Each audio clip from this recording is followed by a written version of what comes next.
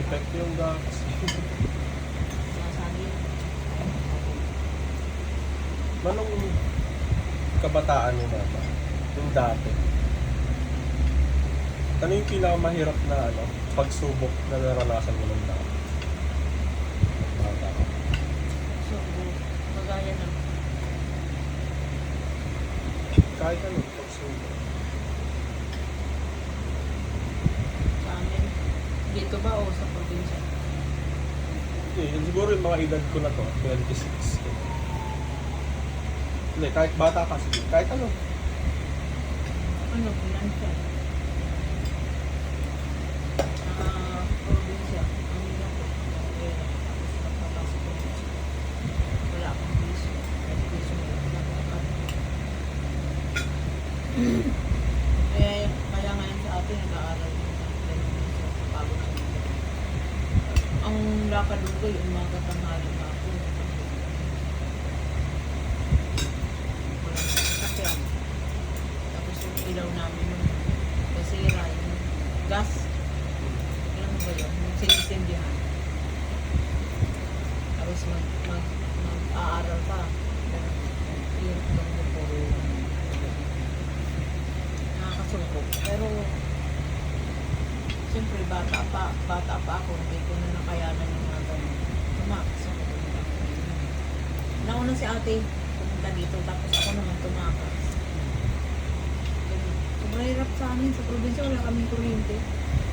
Kaya walang mga ganun. Buti nga nung nag-aral din si ate Bibi, may kuryente. Pag-graduate siya ng school. Tama, school na. Number 1 talaga yun sa amin, walang kuryente, tapos bagyo pa naman. Walang matinong bahay, kasi sinisira ng bagyo.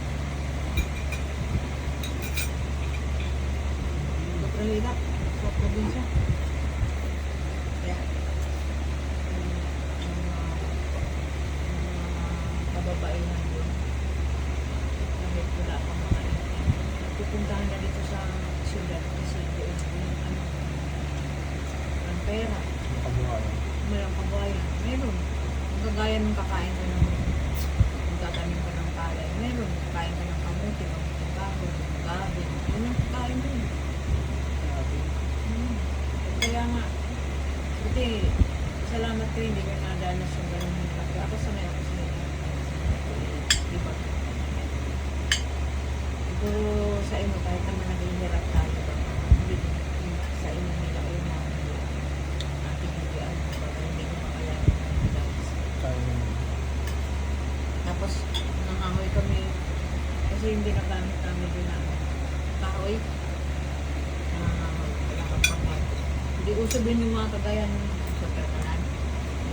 Kalan-kalan, hindi. Pero pag meron kang ganun, dumiyabang ka.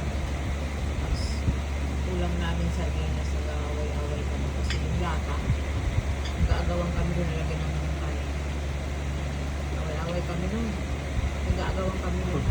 Pag nagulam ka ng ganun yung sardinas sa amin, kaya may kaya kayo. Sarap na ulam yun. Eh dito, di ba, parang nilalait yung sardinas dito na. Pinakamasarap na ulam nito yung sardinas.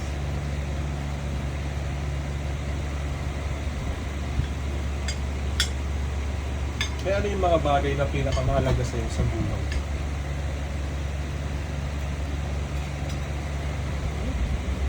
Siyempre, yung mga ano ko, yung mga sa buhay na gaya ng hindi naman ako lumabas sa nagulan. Yung sila at ano ba ibig sabihin ng bagay? Yung parang mamuhay ng ano, ng tahimik.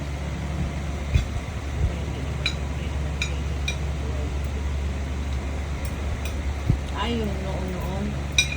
Noon talaga, may pangarap naman ako. Gusto ko makatapos sa pag-aaral. Kaya hindi na nakayanan na sa sobrang hirap. Hindi ka naman magugutom. Pagkain mo lang. Hindi na kami makakain ng ganito. Kasi walang pambili na. Pero talagang ano, yung mga kapatid ko halos andito na sila. Kanya-kanya na. Kung paano guminhawa. Pagdating dito, pagsak ko matulog. Matulog. Wala. Sino nga yun? Natuntun ko yung pabrika na yun na sabi ko, ba't ang haba ng pila? Nakipila din ako. Nag-apply na. Kaya doon ako tumamay. 18 years.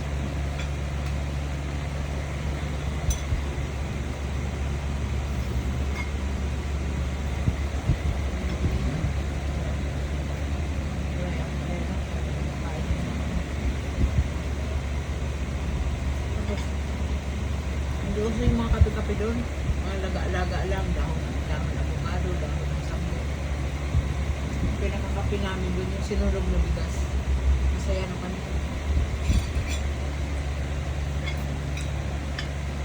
Sobrang hirap namin.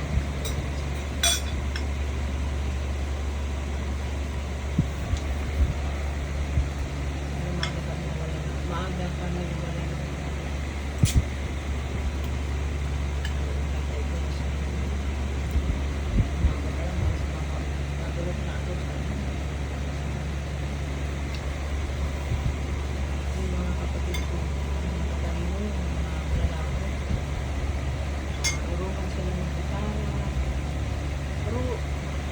Sobrang hirap naman sa probinsya. Hindi uso din na porque wala ka, hindi ka magiging uno. Nag-uunom sila kahit wala kaming pera. Yung parang favor. Hindi ganun. Natay mo na yung pagkakapit sa lahat. Kasi niyabang ng tatay ko ito. Tulong yung mga kapatid. Niyabang. Lasing.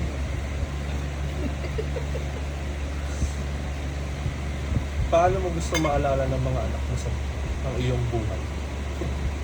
Ano yung maalala? Yung magiging tulad ng buhay ko?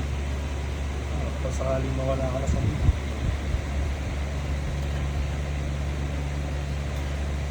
Wala naman akong paano maalala eh. Wala naman akong diary na parang babasahin nila yung buhay ko. Wala naman ganun.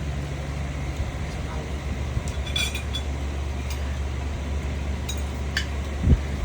Ayan si ate.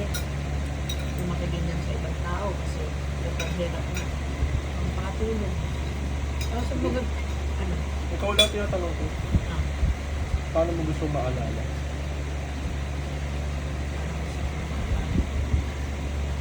Kung gusto kong maalala, naiisip ko lang na para lang sa akin yung mga pinagdaanan mo about sa sobrang hirap.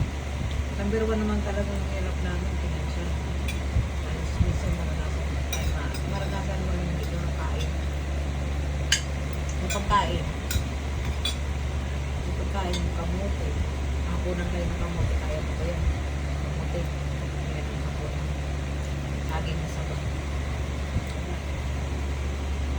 Kaya, sabi ko nga, buti nga hindi naranasan. Gaya niyo, hindi naman naranasan. Kumakain tayo ng kanin. Minsan ngayon, kumakain tayo ng kanin, tapos may ulam. Kami, yung saging na kinakain namin, sausaw namin sa asin. Ulam. Ang magpaulam ka. Pupunta ka ng mumuha ka ng hipon, ng ulam ko. Putik yun, putik.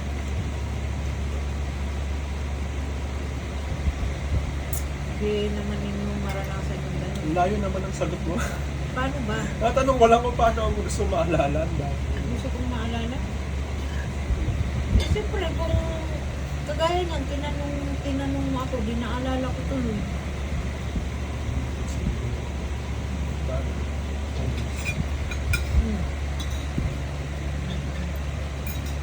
Kalimutan ko na. Paano ko maalala nang wala na ako? Ang anak mo? Oo. Ganun. Oo.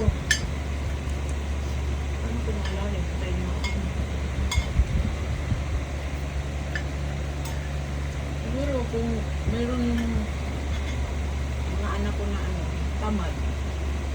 Magkakagaya sa ano, sa buhay ko. Kaya gaya ng buhay ko na hindi sila magsikap na gaya ko rin.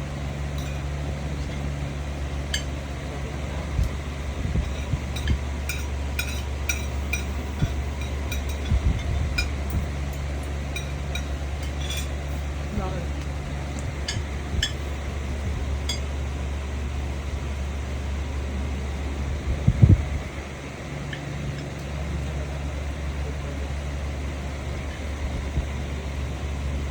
Anong mga bagay ang pinagpipisihan mo sa buhay? Hindi ako nag-aaral. Ganun. Hindi ako nag-pagtapos ng pag-aaral. Tama ba yun? Siyempre, huli naman talaga yung pagsisisi ko. Ngayon, hindi nga ako titulado nila. Siyempre, nagsisisi rin ako nung dahil. Hanggat ngayon, ganun pala yun. Hanggat ngayon, naghihirap pa rin ako kasi wala naman ako natapos.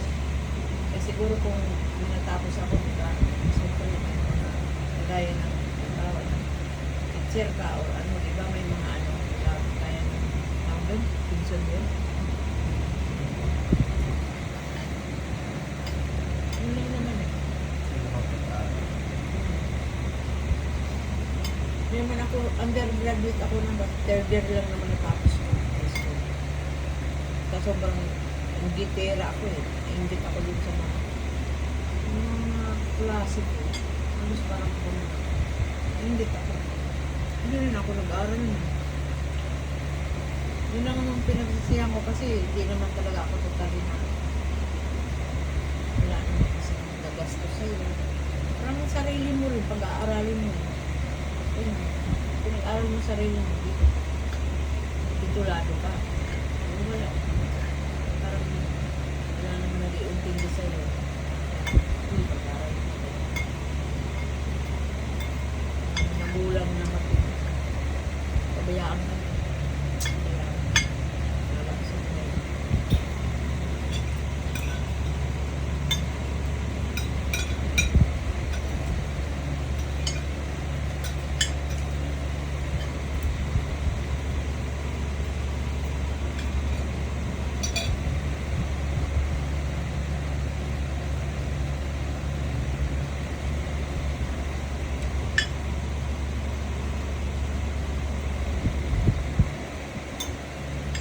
Kaya nag-kaso. Kasi pa nga kayo. Sa amin, wala. Inanak lang. Kaya ayaw ako matanak. Kaya nga siguro ganito, natuto ako ng mga gawain ng bahay. Kasi wala naman nagturo na matutupad lang. Ano, nagkatulong. Hindi alam yung gawain ng bahay. Marunong ka maglaba, magluto, linis ng bahay, kung paano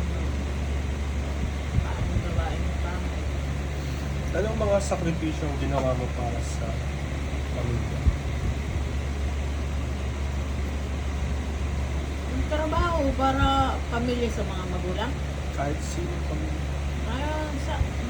Yung sakripisyo ng trabaho ako tapos napadala ako na para paano sila makakain din kasi hirap na eh.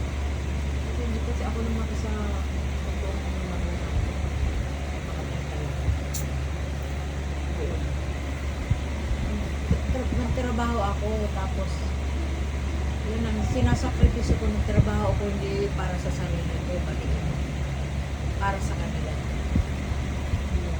Pero para sa akin, kahit wala ako pa sa mga pero mali, ako nga wala. Bakit? Naubos. Inuubos-ubos ko yung ano ko yung pera ko sa kanila eh. Diba wala nga akong ipon. Diba? Tagal ko sa trabaho, ulit pa sa akin. Pero malaki ang balo. Kapag nagtira rin talaga ng kaunti. Tira rin. Wala nga sa plano eh. Oo, Walang ubus-ubus biyaya parang gano'n. Sakripisyo ka, hindi naman para sa sarili mo, pero balik pa rin. Minsan nagsisisi rin ako ba? Wala akong pera. Sa panahon ngayon, wala akong pera. Wala naman bibigay sa iyo. Pero sa tagal ko, mag-10 years ako sa ano. Sabi, may ano naman ako dito. Bastos ko talaga. Agad yun. Bagay nila tungkol ko. Alam nga nila wakin. Sabi, di ba ako nagpagawa pa ng bahay doon kila Abad? Sabi, wala na. Paano mo hinanap at natagpuan ng iyong kaligayahan? Yung naman, dami naman tanong. Ano ba nun?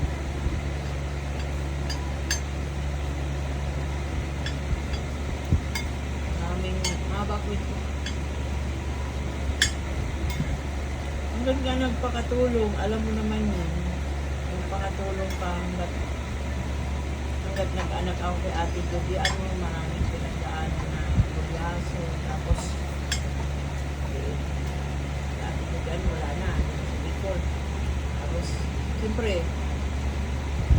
trabaho pa rin din ako kasi siyempre, sinububay ka Ate Judy, ano, papadala ako doon ng paglapas. Nagtrabaho tapos, looking siya.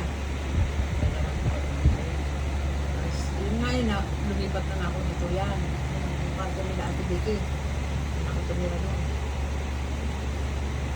Ayun, si Papa mo. Kaligayahan mo si Papa. Hindi, pinagkasasan ko yan. Kasi mauling. Mauling siya. Kapat. Sige nga. Hindi, marami. May mga nangigaw naman siyempre. Siyempre. Ganda! Ha? Ganda! Anong ganda? Ano nanligaw sa'yo? Yabang mo na. Hindi wala. Nakakakalo ko na. Dali na. Tapos, Siyempre ano? ba't si Papa pinili mo? Siyempre babae. Yan. Kaya po na bumay. Wala naman tayong bahay. Anong yung trabaho ni Papa mo dito yung isang pako? Wala siyang bahay. Bakit? Yung patabi kasi niya yung kulungan ng baboy niya. Di ba may bahay sila dyan? Kila nanay, hindi siya doon natutulog. Eh, ayaw nga ni nanay doon ka kasi pag naglalayas yun, pag ano, umaalis siya, nakabukas yung pinto. Naglalasing ba si Papa? Oo. Nagaban siya dito ng parang tubo-bobo. Doon lang siya natutulog. Dito, dito. Ito nga, dito. Ito yung pista na to. Dito siya. Oo, parang kulungan. Tapos, bakit naman ito nagpabahay dahil sa pera? Sa person. Tapos yun. Mga wakan mo kayo babang kasi yung ano, yung mga ulit. Nagatong siya dito sa puso. Oo. Nagatong siya dito tapos pag mag-iihaw kami yung niyaya ni Ate Pagwang. Sabi ko, nangkaw pa naman ulit doon. Grabe. May katulay. Yaya pala sa ating video. Oo, mura pa magpapasahod doon. Wala pang 1,000. 700 yung pasahod sa ano. Kasi hindi ako makapagtrabaho eh. Nag-uupa kami ng bahay. Pinapaalagaan. 700 yung mura pa pasahod. Ako nga nag-start sa ano, 300 sa ako. Yung patulog. Grabe. Oo, alam mo ba, hindi naman ako dadiretso ng trabaho sa pagkakas. Paano masahod ko nun? Ang pamasahe nun sa jeep dito, boy, alam ko ba? 50 cent. No, 300 sahod ko. 300 sahod ko. So, si Papa talaga. Chill lang yung buhay niya. Si Papa mo napilit daw siya sa akin. Kasi pag daw ako, tapos si Ate Julian, kasama ko ba. Kasi si Ate Bibian, lagi nang binibigyan ng sardinas. Oo, malapit sa kay Ate Bibian mo. Eh, naiiwan lang din yung yaya ni Ate Bibian kasi yung mga trabaho pa. Tapos, siguro pa naman pasahod din sa tulong. Start sa akin sa tapos yung bahay ni Ate dito mo, 600 doon pa natin dyan. Magkano na?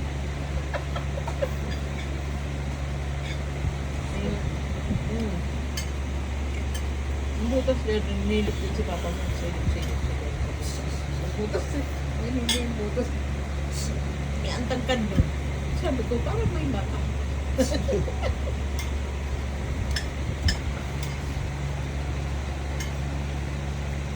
Tapos yung dito yan.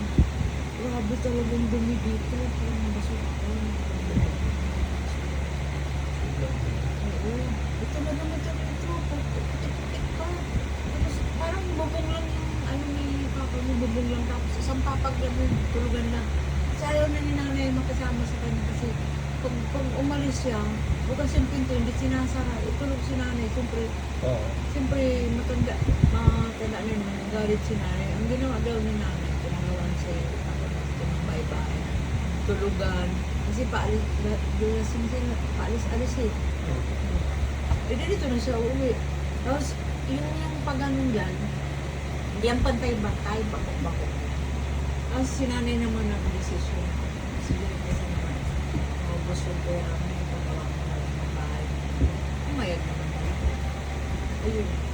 Yung 43,000 doon, pinaprosit ko sa bangko.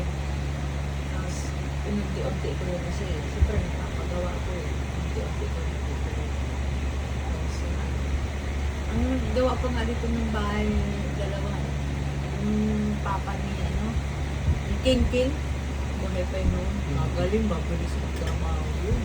Tsaka gumagawa yun ng mga yung mga sabato-bato. Gumagawa yun, tapos, sabi ko sa'yo, kaya alam niya na nila Rostan yan. Kasi ako ni Rumi, may trabaho yan, magawa ko ng bahay. Makakausap ko sino ba yun yung nagsasalita ng yung lasing giro, sino yun?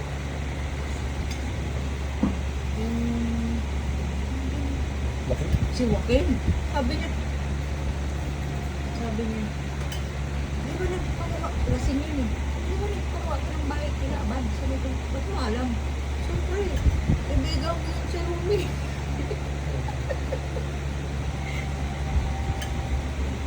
Wala naman kaming bahay, wala akong kapiturahan. Siyempre, kapakalit. Ano yung pera? Wala mga akin. Ano naman yung pinakamahalagang aral na natutunan mo sa buhay, mula sa buhay?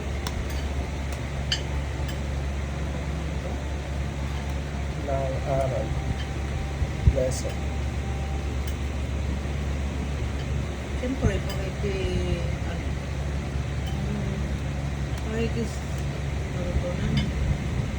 natuto ko ng mga restaurant mo sa maraming tao. Diba kasi marami ako mga katrabaho, iba't ibang lugar. Doon na bago yung, siyempre, bakit din utak ko, doon na bago yung isip ko na, awa naman ng Diyos, wala naman ako naging kaaway mo. Kasi, ikaw mag-a-adjust sa sarili mo. Tapos, minsan,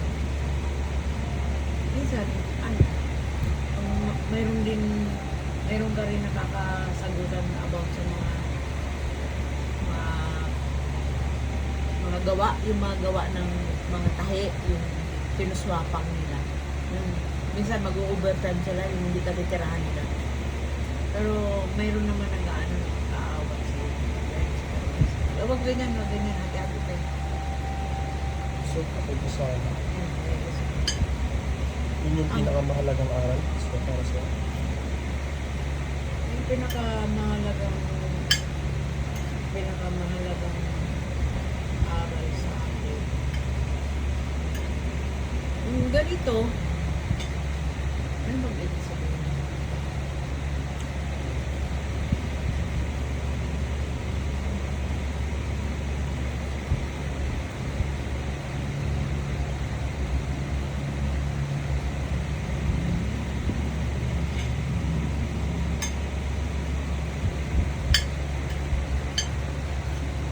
Pinakamahalagang, ano yun, boy? Aral.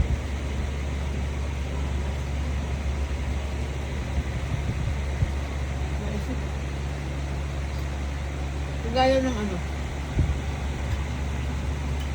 Base sa mga karanasan mo, ano ba yung pinaka-importanting araw na napulot mo sa buhay?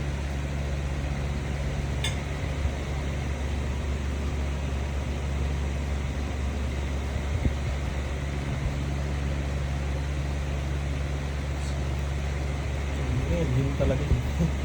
Wait nga lang.